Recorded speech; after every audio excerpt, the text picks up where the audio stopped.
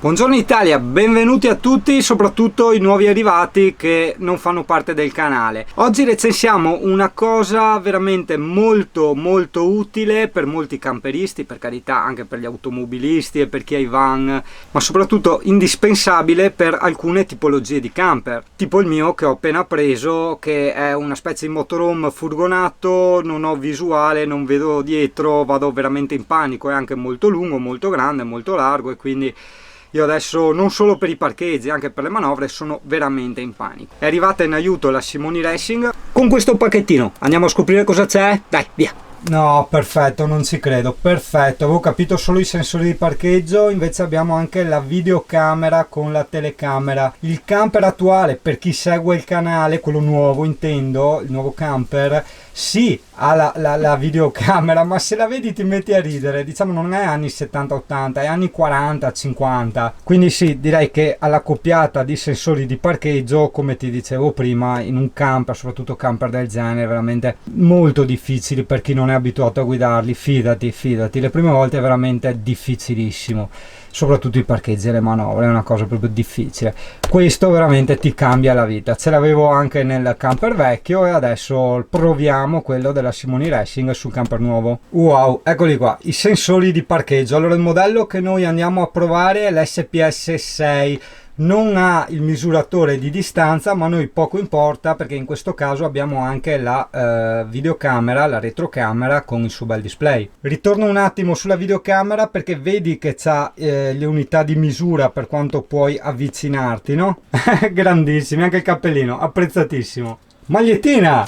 E questa è la testimonianza di chi mi vede in video e dopo mi vede la realtà. Ti pensavo più grande, in effetti è una XL. Ed infine degli adesivi che attaccherò molto volentieri perché sono dei colori, diciamo, che si abbinano con tutto. Non tutti magari lo conoscono. Abbiamo qui con noi Michele, il maghetto dell'elettronica, della meccanica, e quindi installeremo con lui la telecamera e i sensori di parcheggio.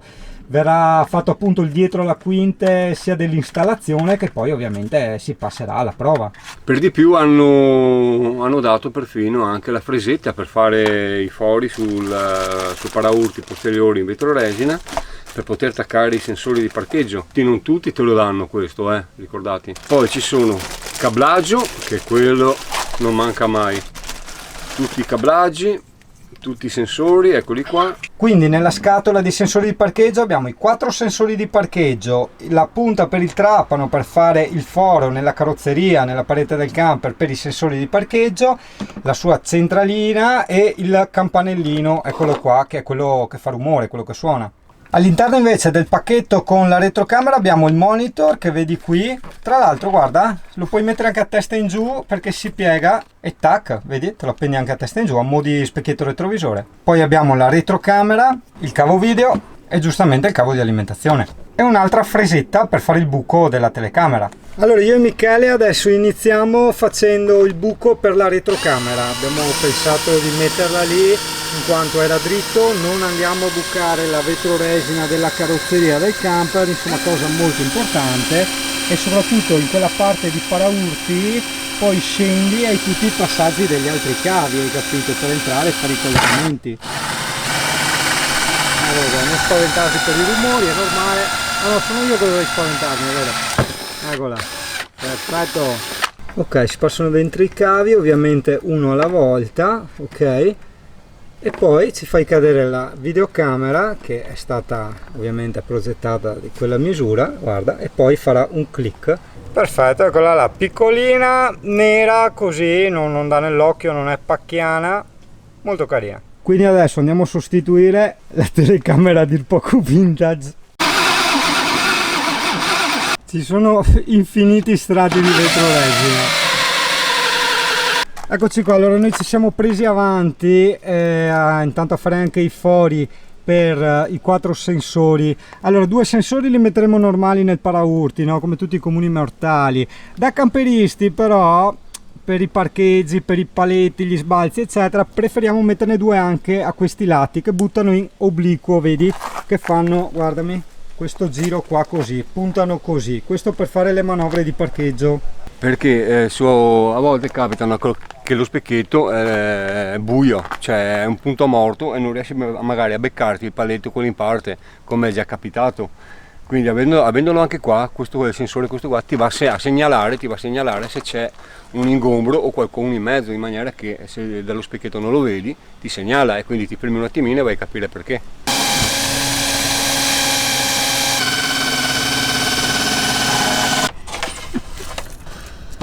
Ecco, vedi, questo è uno dei sensori messi in posizione normale, ossia centrale. Piccoli imprevisti tecnici, ci si è riempito di vetroresina la fresetta. Tieni conto che questo problema ovviamente non ce le hai nelle auto o nella maggior parte dei camper, in quanto non sono in vetroresina.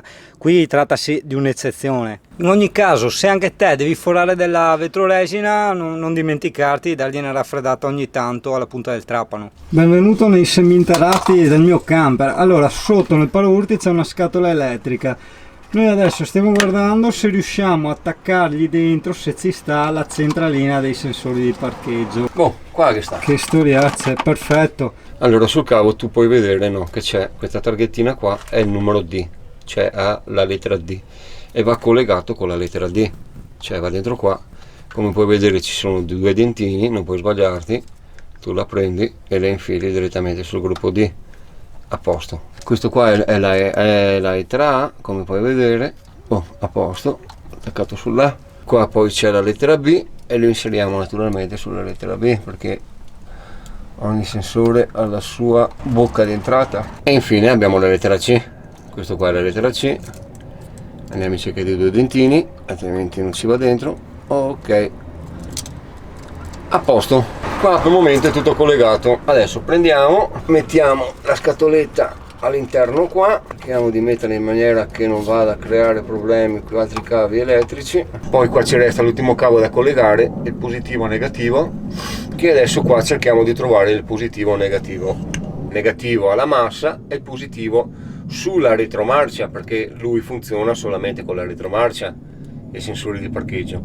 Allora, noi abbiamo lasciato fuori positivo e negativo e abbiamo lasciato fuori il cicalino, che è questo qua. Il cicalino adesso ce lo portiamo dentro, perché è da dentro che noi dobbiamo sentire la profondità del sensore, perché sono volumetrici i sensori.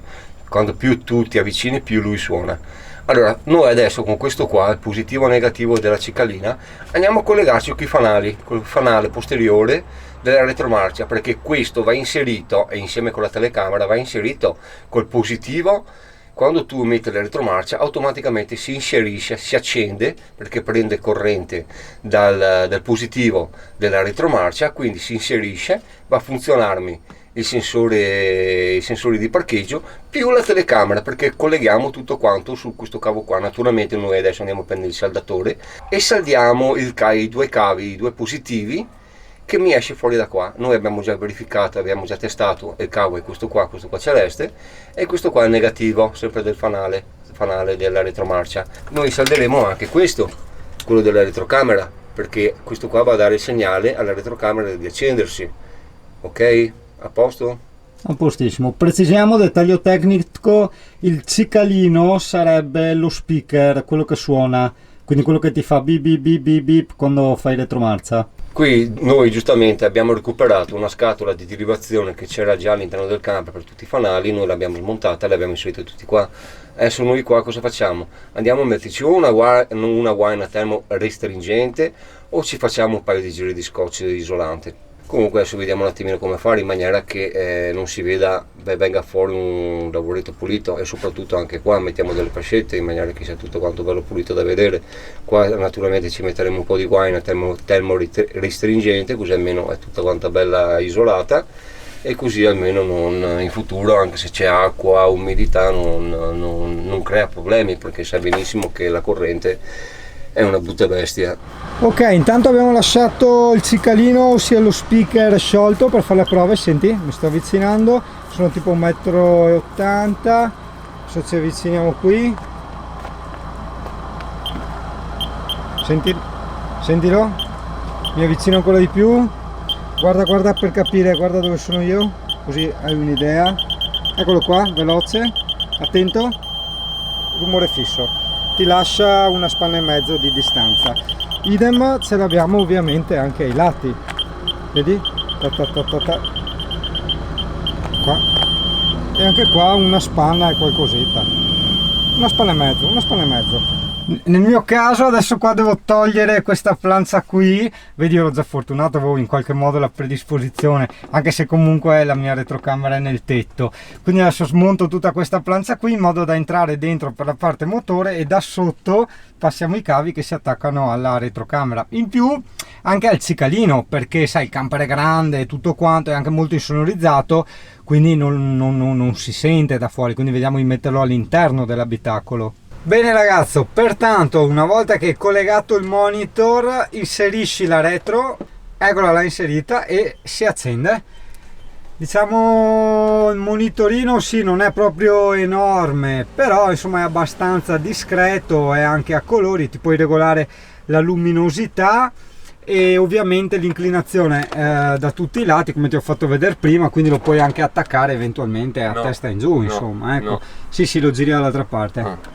Vedi, tac, fa il giro completo, eccolo là, vedi, e te lo attacchi a testa in giù, fantastico. Allora abbiamo fatto le prove con Michele, lui adesso ha detto che è a circa 2 metri, vieni avanti, 1 metro, linea gialla, 1 metro, vieni avanti, stop, ok, sembra, diciamo, ti dà l'impressione che se fai 5 cm li vai a sbattere, no? A quanto sei?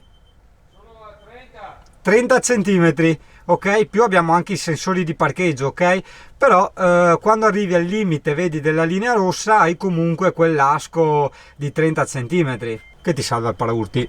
Benissimo Italia, prova col sole in faccia, tac, metto la retro e lui si accende. Allora tu adesso forse non lo vedi ma io lo vedo benissimo, eccolo qua, perché la macchinetta stava calcolando l'esposizione dell'ambiente esterno. Diciamo che è molto dettagliato come monitorino, è un po' piccolino, guarda la mia mano, è circa una spanna, però insomma per un'auto è più che perfetto, in camper insomma va benissimo, te lo tieni qua davanti e via. Perfetta, stiamo procedendo un attimo a una piccola calibrazione, poi la fissiamo. Ne abbiamo messo anche un filino di Bostik per evitare che con le vibrazioni si sviti la fotocamera e pertanto cambi l'angolatura, hai capito? Si vede parecchio bene, eh? Il monitor non è enorme, però si vede molto bene, soprattutto i colori. Di solito le retrocamere, i colori è una cosa che non gli appartiene, mentre qua si vedono veramente bene.